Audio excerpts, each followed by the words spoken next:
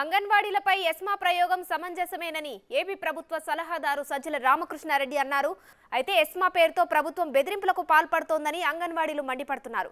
కనీస వేతనాలతో పాటు ఇతర డిమాండ్లు తీర్చాలని డిమాండ్ చేస్తున్నారు.